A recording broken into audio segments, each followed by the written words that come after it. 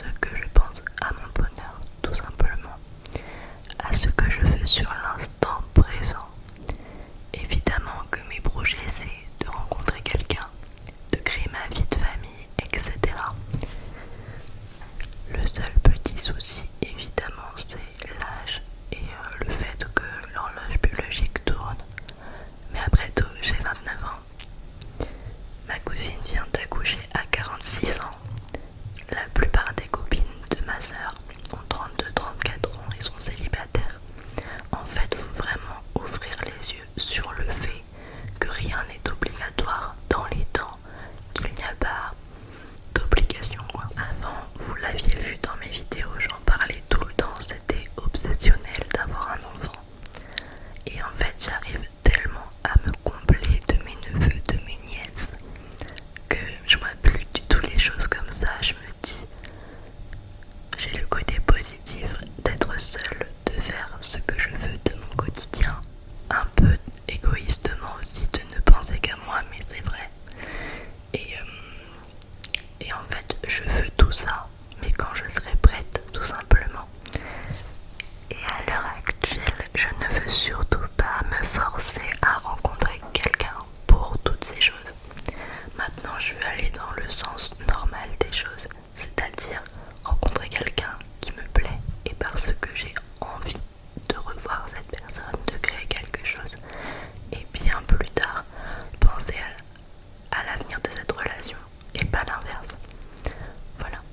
Donc je veux rassurer les personnes qui sont dans mon cas, qui ont entre guillemets un certain âge, parce que bon, on est très jeunes quand même, et qui ont cette pression autour d'eux pour être maman, pour être en couple. Alors que souvent c'est quand même là où on est le plus heureux quand on... Enfin non, c'est pas bien ce que je dis parce que mes sœurs ont des enfants, ont un mari, ils sont très heureuses.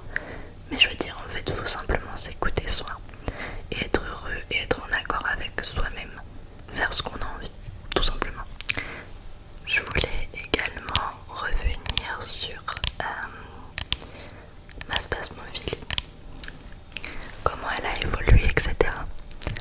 En fait, du coup, comme vous le savez, je fais du sport maintenant, une fois par semaine minimum, mais toujours au moins une fois par semaine et 2 fois quand je peux. C'est pas énorme, mais ça m'a apporté énormément de bien dans ma vie. Et du coup, ma spasmophilie est beaucoup moins importante qu'avant, car toute ma nervosité, toute ma nervosité s'évacue dans le sport beaucoup. Et du coup, quand je rentre, surtout quand j'ai sport, mon corps est tellement détendu que je fais moins de crises. Alors il y a des périodes où je n'en fais plus du tout et des périodes où j'en fais régulièrement. J'ai remarqué que l'alcool accentue mes crises aussi. Si je bois 2-3 verres une soirée, je suis sûre de faire une crise la nuit, de fourmillement, de brûlure dans les membres, de tous mes symptômes d'avant que vous connaissez. Mais j'arrive à calmer mes crises beaucoup plus rapidement qu'avant en me disant Fanny, c'est rien, ça fait des années que tu as ça. Si tu aurais dû en mourir ou avoir un arrêt cardiaque ou autre, ce qui me faisait peur avant, ça aurait été longtemps que ça aurait été le cas. Du coup là, j'arrive à calmer mes crises facilement. Je fais énormément de méditation. J'écoute toujours autant de l'ASMR. Et surtout j'écoute mon corps, mes envies. Je mange mieux. J'ai un mode de vie beaucoup plus sain et correct qu'avant. Et voilà. Donc j'en suis très contente de tout ça. Si je peux vous donner un conseil également, ceux qui sont spasmophiles ou autres, je vais à l'ostéopathe 2 fois par an. En fait, c'est remboursé par mon travail 2 fois par an. Je pense que beaucoup aussi ne le savent pas, mais c'est pas mal remboursé. Et en fait, mon ostéopathe m'a toujours dit, si vous faites bien vos 2 séances par an, ça peut que vous faire du bien. Et clairement, le fait de faire mes séances a beaucoup calmé mes crises également. En fait, faut vraiment qu'on pense à notre santé, à notre corps. On laisse le temps passer en se disant on n'en a pas forcément besoin. Mais c'est des choses qu'il faut s'obliger à faire. C'est que du plus, et c'est gratuit. Gratuit, vous m'avez comprise. Mais voilà, on paye des mutuelles. C'est pour en profiter quand même un petit peu. Et dans nos métiers, enfin, je sais que moi je suis factrice. Je porte des charges tous les jours. Je fais un métier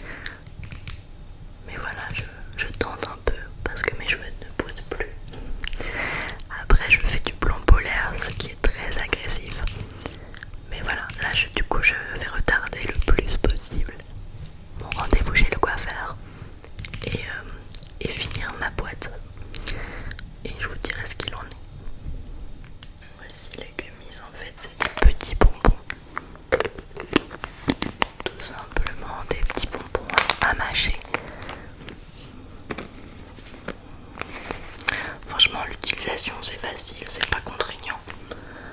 Le goût est pas écœurant, ça laisse pas de goût dans l'estomac où vous avez des fois les compléments alimentaires, c'est un peu... On les digère mal, c'est pas bon, mais là franchement nickel. Donc vous savez quoi, on attend de voir le résultat. Je ne vais pas vous déranger plus longtemps avec mes histoires. Je suis désolée, je fais un peu le même genre de vidéo souvent, mais je voulais me maquiller en vidéo. Et en fait quand j'ai mes extensions, clairement à part mon teint, ma bouche et mes sourcils, je fais rien. Et peut-être par contre vous filmez ma skincare du soir, ce serait bien. Mais c'est pareil, j'ai tout le temps énormément de choses à faire.